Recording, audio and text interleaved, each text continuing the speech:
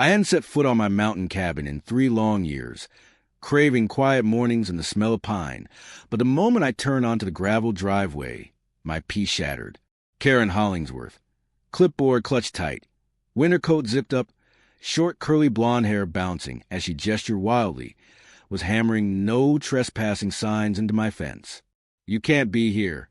This property is under HOA control," she screamed, voice echoing off the pines. I raised an eyebrow, shaking my head. "This is my cabin," I said, stepping forward. She jabbed a finger at me, yelling, "Leave now, or I'll have the sheriff drag you off. You abandoned this place." I laughed, calm as ever. "Call them. Let's see who really owns it. I built this with my own hands." Neighbors peeked from behind trees, some hiding, others smirking, as the first sparks of showdown ignited. "My name is Daniel Carter, 55 years old, and this is my mountain cabin. I built this place with my own hands over 25 years ago. Every log, every beam, coming back after 3 years away. I expected nothing but the fresh scent of pine, the creek's quiet gurgle, and a few deer grazing on the ridge. What I didn't expect was Karen Hollingsworth, nailing no trespassing signs all over my fence like she owned the mountains herself. "Sir, you can't be here," she barked, clipboard in hand, eyes sharp as winter frost. "This property is under HOA jurisdiction now. Leave before I call the authorities." I stopped mid-step and laughed, laughing at her audacity, at the sheer nerve it took to think she could erase decades of work. "Call them," I said calmly, letting my voice carry. "I'm the owner. Go ahead, ask for proof when I open the door." A few neighbors had gathered, some peeking around trees, others standing awkwardly near their own cabins. One muttered, "Here we go again," and I knew Karen had been doing this before, trying to assert authority where none existed. I walked past her, deliberately letting the signs flap in the cold breeze. Each step toward the cabin was a step back into my life, and I wasn't about to let her ruin it. Karen's shouts followed me, but I barely heard them over the crunch of gravel beneath my boots. She was furious, pointing at me, leaning over the fence, insisting I had abandoned the property and had no rights anymore. I reached the cabin, and my heart caught a little as I touched the wooden rail of the porch. My wife, Sarah, isn't here today. Her chemotherapy had kept her home, but I could feel her spirit in the butterfly garden she had nurtured during her treatment. Karen had already trampled a few blossoms on her way to hammer the signs. My jaw tightened. That garden was her sanctuary, and she had no right to touch it. "Karen, you're about to learn something today," I muttered under my breath, scanning the onlookers. Their expressions were a mixture of guilt, curiosity, and thinly veiled amusement. The tension hung in the cold mountain air. The distant wail of sirens finally cut through the forest stillness. Karen's eyes lit up with triumph. She spun on her heel and waved toward the sound. "See? The law is coming. He's trespassing, threatening me, and refusing to leave," she shouted, her voice echoing across the clearing. I shook my head, letting a smirk creep across my face. "It works better when you tell the truth, Karen," I said, letting the words sink in, "because no amount of lies will make my home yours." As the first sheriff's cruiser appeared, Karen sprinted forward, clipboard held high like a shield. I remained calm, hand on the cabin door, knowing the truth was on my side. Every crooked nail, every fake sign, every false accusation, soon it would all unravel. I turned to the onlookers and muttered under my breath, "Let's see how this plays out when the real owner answers the door." I had expected some quiet when I returned to my cabin, but instead, I was greeted with chaos. Karen Hollingsworth, blonde curls peeking out from her winter coat, clipboard clutched like it held the laws of the universe, was hammering no trespassing signs into my fence posts. Her voice cut through the crisp mountain air, sharp and insistent. "You cannot be here. This property is under HOA protection now," she shouted, nearly spitting on the ground for emphasis. I stopped mid-step and let out a low chuckle, mostly to mask my rising irritation. I couldn't help but shake my head. HOA protection? I muttered under my breath. "This is my land. I built this cabin with my own 2 hands. 3 years gone, and you think a couple of signs give you ownership? She noticed me looking and flared, waving a finger in my direction. Abandoned it, did you? That means you forfeited your rights. You have no say anymore. I can call the law, and they'll remove you immediately. I took a slow breath, letting the cold air fill my lungs, and stepped closer. My boots crunch against the gravel, and I could hear the subtle creak of the gate as I unlatched it. Go ahead. Call them. I said calmly, my voice steady. Let's see what happens when the real owner answers the door. Karen's eyes narrowed, and her posture stiffened like she had just been told the universe was against her. You'll be dragged off. You have no right here, she barked. I smiled faintly, a grin born from years of dealing with people who overestimated their power. Back when I was in the Marines, I diffused tense situations with more than just words. But here, no combat was necessary.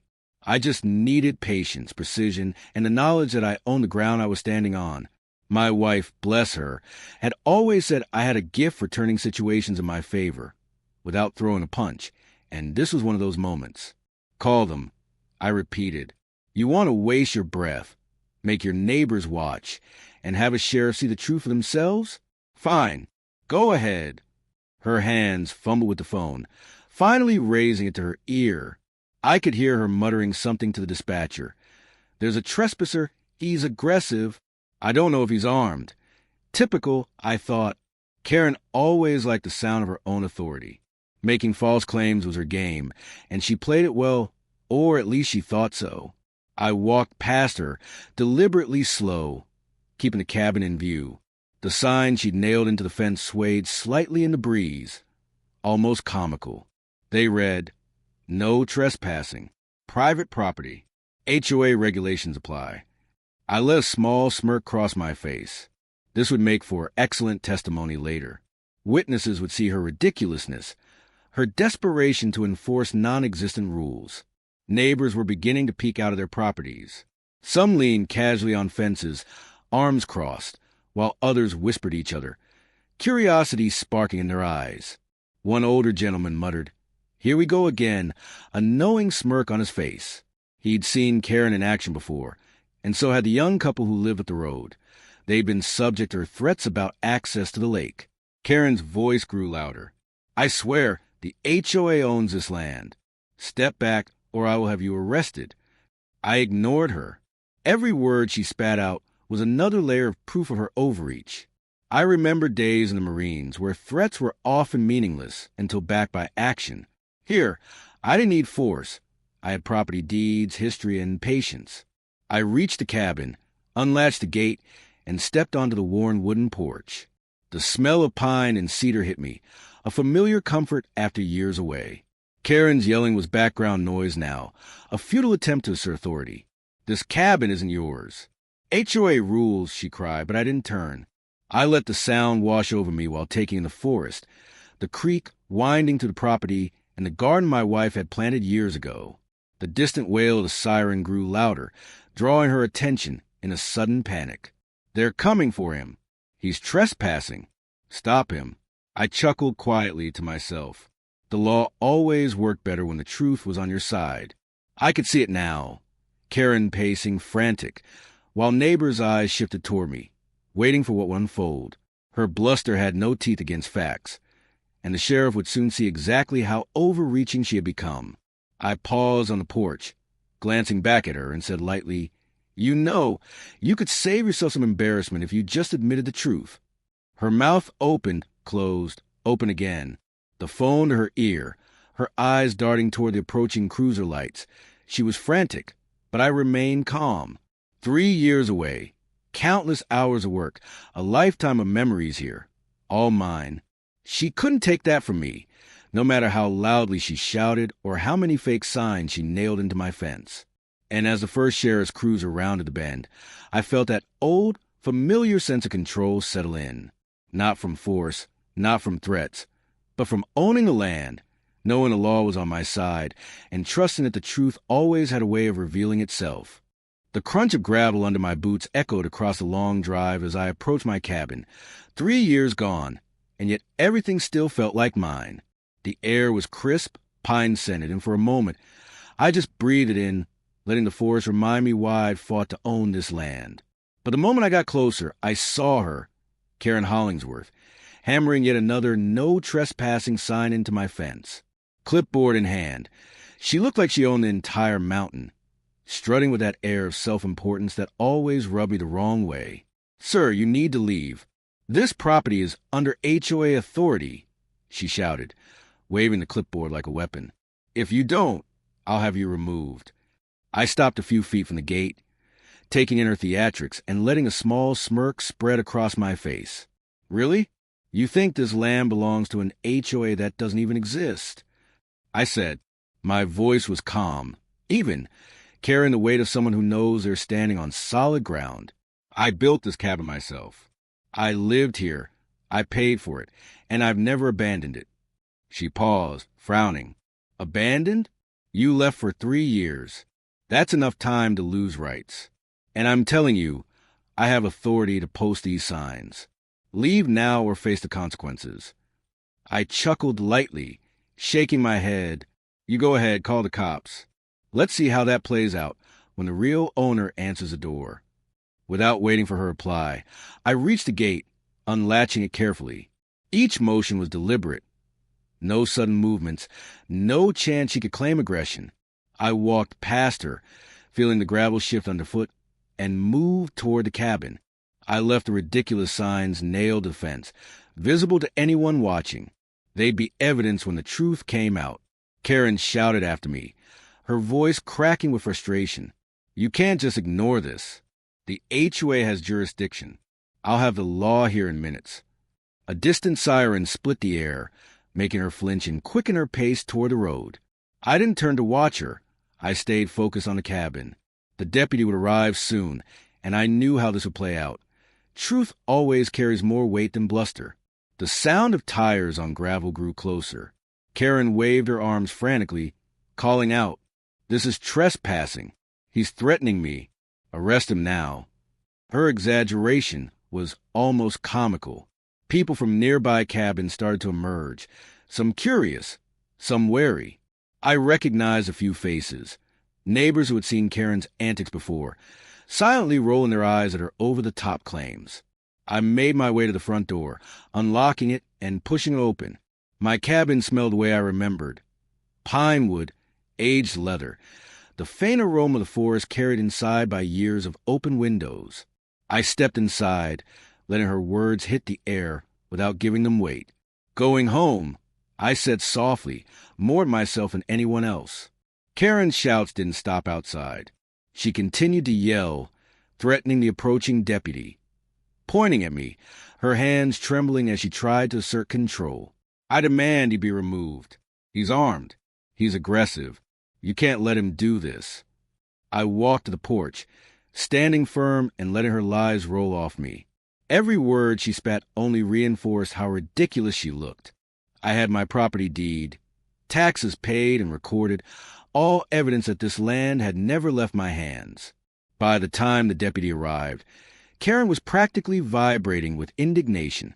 She practically ran to the cruiser, pointing, gesturing, and insisting I be arrested.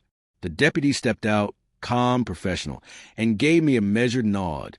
I responded with a quiet hello, my confidence unshaken. I knew this wouldn't be about drama anymore. It would be about facts. "Sir," the deputy began, "what's going on here?" I gestured toward the cabin and the signs, taking a steady breath. "This is my property. Those signs? Fake.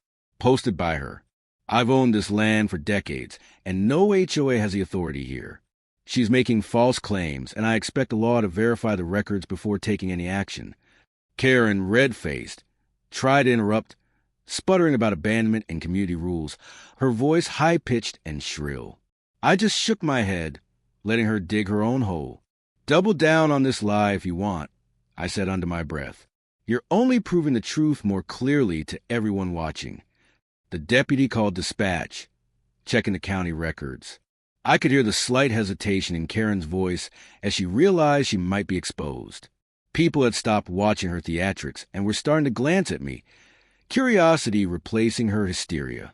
I stayed still, letting the truth speak for itself, confident that my years of experience managing property, dealing with disputes, and standing my ground would carry me through. The sun dipped lower behind the mountains, casting a long shadow over the cabin, and in that quiet, the law arrived, not with force, but with verification. Karen's bluff was about to be called. I could feel the tension in the air as the sheriff's cruiser rolled slowly down the gravel driveway. Karen, clipboard clutched in both hands, practically vibrated with rage. "This is private property. You have no right to be here," she barked, stamping her boots like she was a queen of this mountain. I didn't even flinch. I had dealt with far worse in my years with the Marines. Situations where people's lives and my own depended on keeping calm, observing, and acting strategically. This was nothing compared to those nights in Kandahar. This was a paper war, and I had all the evidence. I walked past Karen, letting my boots crunch over the gravel, every step deliberate. "Go ahead," I said. "Call whoever you want. I'm on my land, my cabin, my deed." Her face turned red, and she fumbled with the phone. 911. "There's a trespasser. He refuses to leave." I'm in danger," she stammered, as if the county sheriff wouldn't be able to verify the truth immediately. Meanwhile, neighbors peeked out from behind trees and from their driveways. Some had that guilty look like they'd been warned by Karen before, but others smirked, anticipating the chaos she always seemed to stir up. I caught a glimpse of one old man shaking his head, muttering, "Here we go again." The cruiser stopped near the edge of the clearing, and the deputy stepped out, a tall, professional man with a calm demeanor. I gave him a nod, tipping my hat slightly. "Afternoon, deputy." "Daniel Carter," I said. "I believe you've got a report of some supposed trespassing." Karen jumped forward, shouting over my words. "He abandoned this cabin. It's under HOA protection now. He has no say." Her voice carried down the slope, but it sounded hollow. She was trying to intimidate both me and the law. I held up my hands, motioning for her to calm down. "Abandoned? 3 years ago, yes, but I paid my taxes. I maintained this property. I built this cabin with my own hands. That makes it mine." The deputy tilted his head, pulling out a notepad. "All right, let's verify," he said, speaking calmly but firmly. "Do you have documentation?" I reached into my jacket pocket and pulled out the deed, neatly updated with the latest county stamps. I placed it on the porch railing, making sure the deputy could see it clearly. "Here, taxes paid, deed current, all recorded properly," I said. Karen scoffed, trying to interject. "That paperwork is outdated. I filed claims through the HOA." "Let's check the records, ma'am," the deputy interrupted, raising a hand. He made a quick call to dispatch. A few minutes later, his voice was steady. "Dispatch confirms Daniel Carter is the registered owner of this property. HOA authority does not apply outside city limits in this county." The words hung in the crisp mountain air like a verdict. Karen's face went pale, and her mouth opened and closed like a fish out of water. That doesn't..." "I filed," she stammered, her authority crumbling. I stepped forward slightly, letting my presence dominate without aggression. "Go ahead," I said calmly. "Double down on the lie, if you want. Everyone's watching." Some neighbors whispered amongst themselves, and I could see the tide turning. Even the young couple who had been wary of Karen before glanced at me with quiet relief. Karen's voice grew shrill. "This county doesn't recognize my HOA authority. That's not legal." I just smiled slightly, thinking back to my Marine training. Staying calm under pressure, letting the situation reveal itself naturally. "No, it's very legal. It's my land, my cabin. And your signs? False. Fraudulent. Everyone saw you posting them." A few more neighbors stepped forward, timidly at first, confirming what they had witnessed. Karen flailed, pointing to each of them, but the weight of truth was starting to suffocate her theatrics. By now, the deputy had radioed back again. "All records checked. Property deed is current. Owner is Daniel Carter." Karen's voice was barely audible. This can't be the HOA."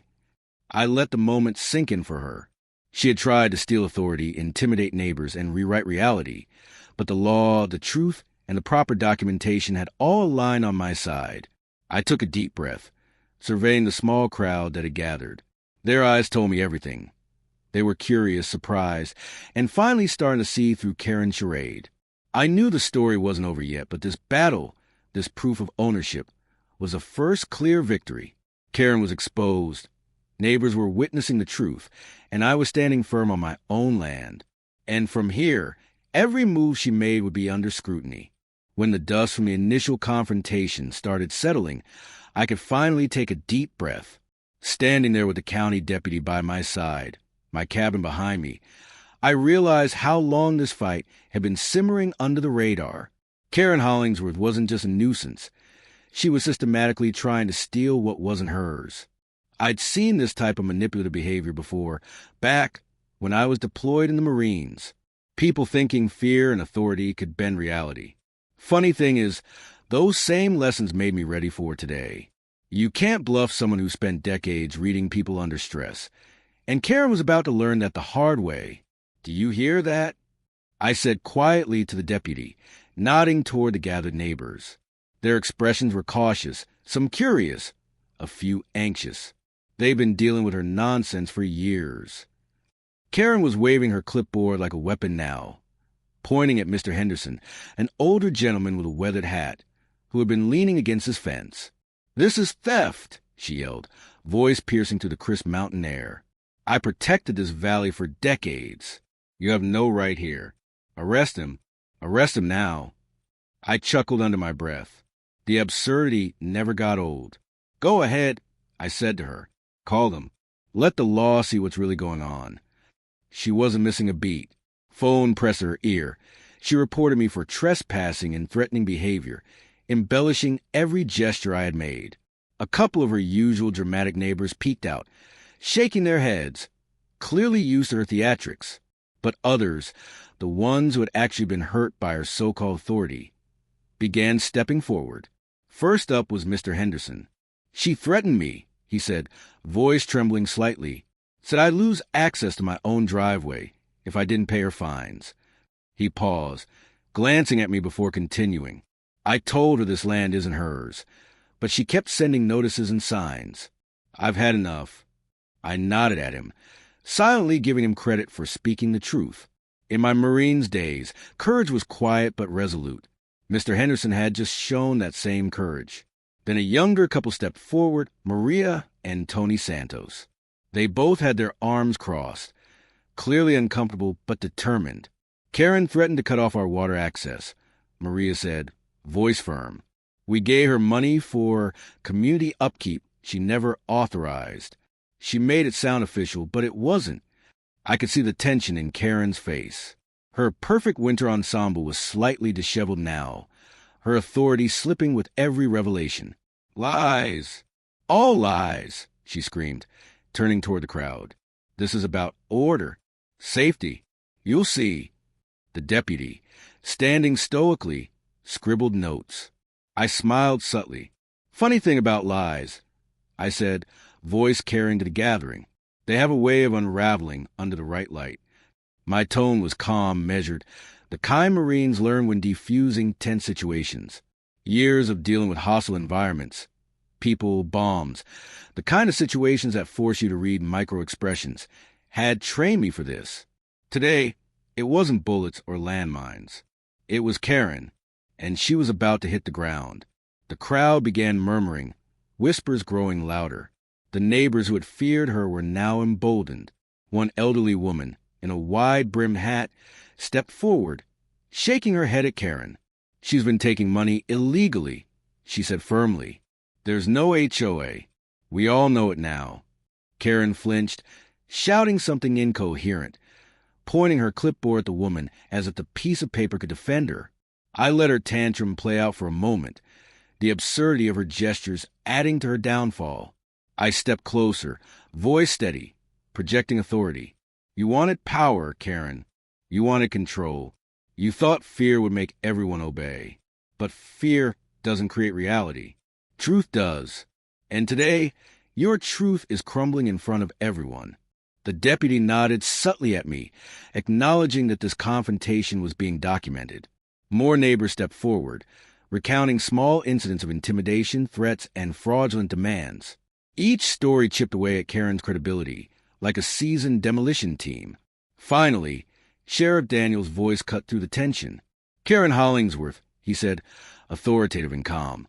"You've been posting false signs, threatening residents, and collecting funds with no legal authority. Step aside." Her face paled as the gravity of the situation hit her. She glanced at me, her eyes narrowing, lips pressed in a tight line. "This isn't over," she hissed. But no one listened. The crowd was focused on the truth, not her theatrics.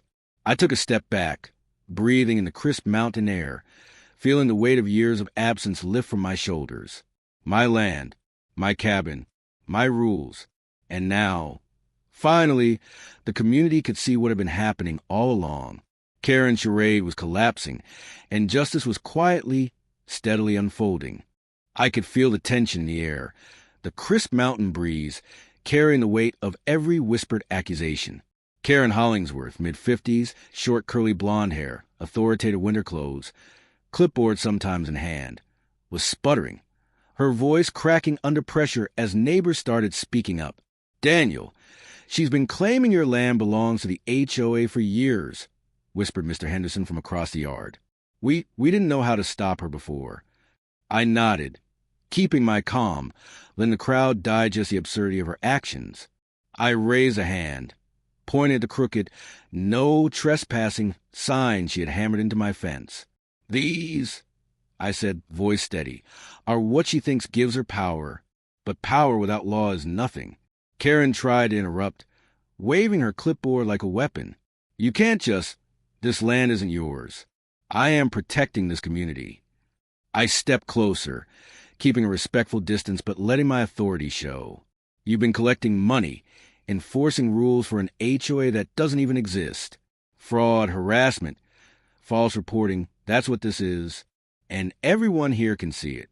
Heads turned toward her as neighbors began murmuring. A young couple, previously silent, stepped forward. "She threatened us," the woman said, "saying we'd lose access to the lake if we didn't comply. We gave her money, thinking it was official." Karen's face paled. That's not true. Quiet," I said firmly. "Let's check the records." I gestured toward the deputies, who pulled out a stack of papers from their cruiser.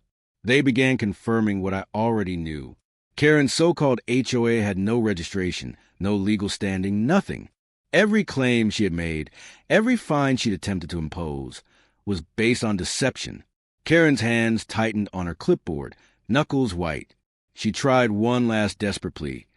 "I was keeping this valley safe. You don't understand." "I understand perfectly," I replied, my voice calm but unwavering. "You wanted power, control, and the appearance of authority. But none of it was yours to take." The deputies exchanged glances. Sheriff Daniels' expression hardened as he stepped forward, checking off the violations. Fraud, impersonation of authority, harassment, false police reports. The neighbors' faces shifted from shock to anger. "All our money," muttered the old man, shaking his head. "All the payments, the fines, she lied to us." Karen's shoulders slumped. Her authority evaporated in real time, the humiliation spreading across her features. "You can't, this isn't fair." "Fair?" I asked, letting the question hang. "Fair is respecting the law and the property of others. You chose deceit instead." The crowd started clapping softly, growing louder as the reality of her deception sunk in. Karen was cornered, her power gone, her lies exposed, and the mountain cabin finally felt like it was back in rightful hands. When I stepped on the cabin driveway, the chill in the mountain air didn't bother me. I'd walked this path 1,000 times, and no snow, no trespassing signs, and certainly no Karen was going to make me feel like a stranger here. Karen Hollingsworth, mid-50s, short curly blonde hair, authoritative winter clothes, clipboard in hand, was standing in front of me, chest out, clipboard like a shield, muttering something about HOA rules and community control. I smirked, shaking my head. The sheer audacity still amazed me. "You can't be here. This property isn't yours anymore," she barked, her voice shaking slightly as she tried to look confident. "I'm calling the sheriff if you don't leave right now." I laughed, a low chuckle that carried across the snowy yard. "Call them, Karen, let's see what happens when the rightful owner answers the door. She hesitated, fumbling with her phone, but soon enough, she was dialing 911, telling them there was a trespasser on her HOA-protected land. I leaned against the cabin post, watching her panic, remembering the years I'd spent in the Marines, dealing with people like Karen, who thought power came from intimidation and loud voices, was nothing compared to what I'd faced overseas. A sheriff's cruiser turned onto the gravel road, lights muted in the late afternoon sun. Karen rushed to meet it, pointing at me like I'd done something criminal.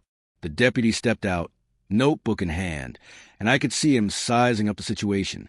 I calmly approached, letting Karen flail in front of him. "Sir," the deputy asked, "what's going on here?" "This is my land," I said simply. "My cabin, my deed, my property.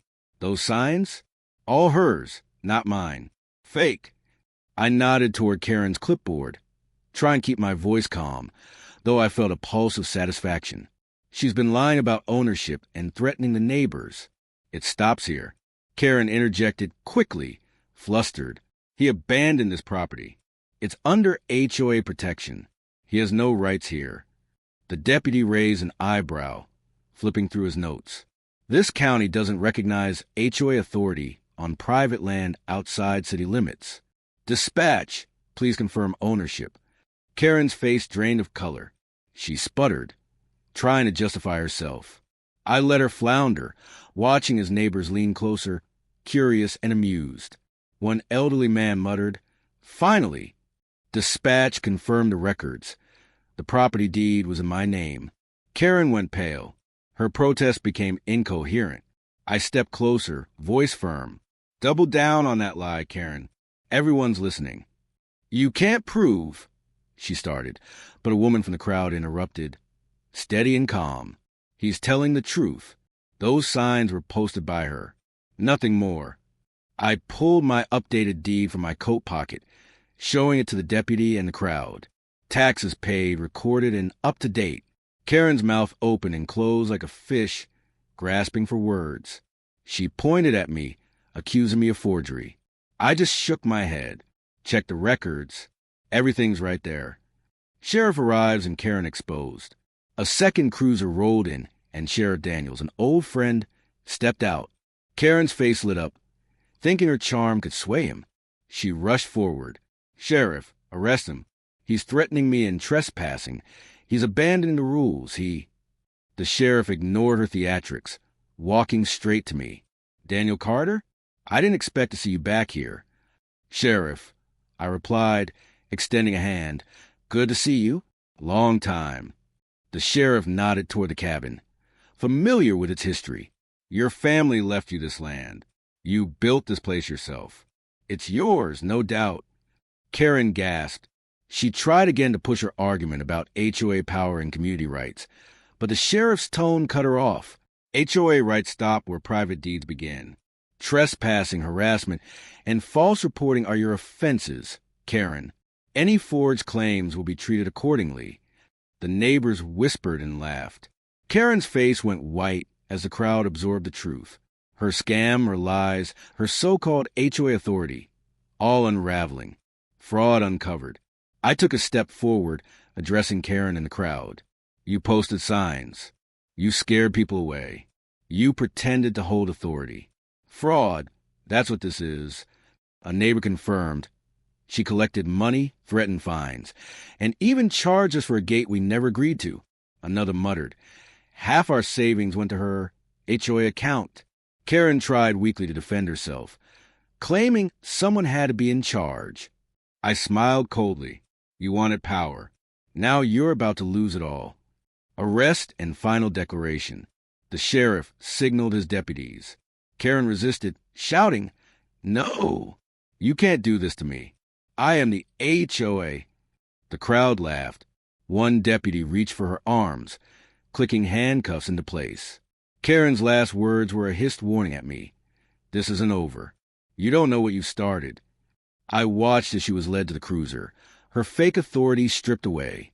The crowd's energy shifted, relief and admiration mixing, as neighbors came forward, shaking my hand. I walked to the "No Trespassing" sign she had posted, ripped it from the post, and tossed it in the dirt. Turning to the gathered crowd, I declared firmly, "This land was mine yesterday. It's mine today, and no one will ever steal it again." The sheriff tipped his hat. "Welcome home, Daniel." I took a deep breath, the crisp mountain air filling my lungs, feeling the weight of 3 years lift. Standing my ground, letting the truth speak. It was worth every second. As I watched Karen being led away in cuffs, a strange calm settled over my mountain cabin. The "No Trespassing" sign she'd nailed to my fence now lay in the dirt, meaningless as ever. I took a deep breath, feeling the crisp mountain air fill my lungs, and smiled knowing my land and my peace was safe again. This fight wasn't just about property. It was about standing your ground, knowing your rights, and not letting someone else rewrite your history. I finally walked up to my cabin door, unlocked it, and stepped inside, feeling that familiar sense of home wash over me. If you enjoyed this story, don't forget to like, share, and subscribe. There's more real-life drama, battles for justice, and thrilling confrontations waiting in the next stories. You won't want to miss them.